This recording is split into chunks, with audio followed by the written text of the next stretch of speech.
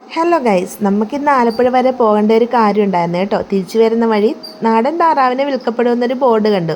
ഒന്നും നോക്കിയില്ല, അവിടെ നിർത്തി 2 താറാവിനെ അങ്ങ് ഓർഡർ ചെയ്ത് അവരതിൻ്റെ പപ്പും പൊടിയെല്ലാം പറിച്ച് കട്ട് ചെയ്ത് നമുക്ക് തന്നു. വീട്ടിൽ കൊണ്ടുവന്ന് വൃത്തിയായിട്ട് കഴുകി കുക്കറിലിട്ട് മഞ്ഞൾപ്പൊടി, മല്ലിപ്പൊടി, അവിടുന്ന് മേടിച്ച സ്പെഷ്യൽ ഡെക്ക് മസാല, പിന്നെ ഇഞ്ചി, വെളുത്തുള്ളി, ചെറിയ ഉള്ളി, കറിവേപ്പില, പച്ചമുളക്, ഉപ്പ് ഇത്രയും കൂടി ഇട്ട് നമ്മൾ കുക്കറിലിട്ട് 3 വിസിൽ വരുന്നിട വരെ വേവിച്ച് വെച്ചിട്ടുണ്ട് കേട്ടോ.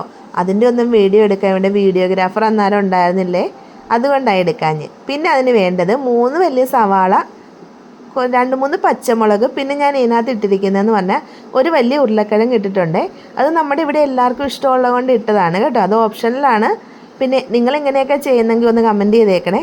അതിനകത്തോട്ട് നമുക്ക് മഞ്ഞൾപ്പൊടി, ഡെക്ക് മസാല, മല്ലിപ്പൊടി ഇത്രയും കൂടെ ചേർത്ത് പച്ചമണം മാറി വരുമ്പോഴത്തേന് നമ്മൾ വേവിച്ച് വെച്ചിരിക്കുന്ന താറാവിനകത്തോട്ട് ആഡ് ചെയ്യുക.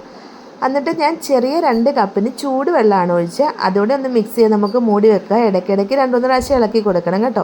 ഉരുളക്കിഴങ്ങൊക്കെ ഒന്ന് ഞെക്കി നോക്കുമ്പം എന്താ പരിവാകുമ്പോഴത്തേനും നമുക്ക് 1 മുറി തേങ്ങയുടെ പാല് ഞാൻ പിഴിഞ്ഞ് വെച്ചിട്ടുണ്ടായിരുന്നു, അതും കൂടി ഇതിനകത്തോട്ട് ആഡ് ചെയ്തു. എന്നിട്ട് ചെറിയ തിള വന്നപ്പോൾ നിർത്തി. തേങ്ങാപ്പാൽ ഒഴിച്ച് കഴിഞ്ഞാൽ ഒരുപാട് തിളക്കണ്ടല്ലോ. സ്റ്റൗ ഓഫ് ചെയ്തിട്ട് നമ്മുടെ നാടൻ കറിവേപ്പില അതിനകത്തോട്ട് ആഡ് ചെയ്തിട്ടുണ്ട്. ഇതിന് കോമ്പിനേഷനായിട്ട് ഞാൻ ഇടിയപ്പമാണ് ഉണ്ടാക്കിയിരിക്കുന്നത്. നമ്മുടെ ഇവിടെ ഇടിയപ്പം എന്നാണ് പറയുന്നത്, ചില സ്ഥലങ്ങളിൽ നൂൽപുട്ടെന്നൊക്കെ പറയാറുണ്ട് കേട്ടോ. അപ്പം നമുക്കൊന്ന് ടേസ്റ്റ് ചെയ്താലോ. ഞാൻ തന്നെയാണ് ആദ്യം ടേസ്റ്റ് ചെയ്യുന്നത്. ഒരു വായങ്ങ് വായിലോട്ട് വെച്ചിട്ട് ഒരു രക്ഷയില്ല, പറയാൻ വാക്കുകൾ കേട്ടോ. സൂപ്പറാണ്, ഞാൻ ഉണ്ടാക്കിയോണ്ട് പറയല്ല.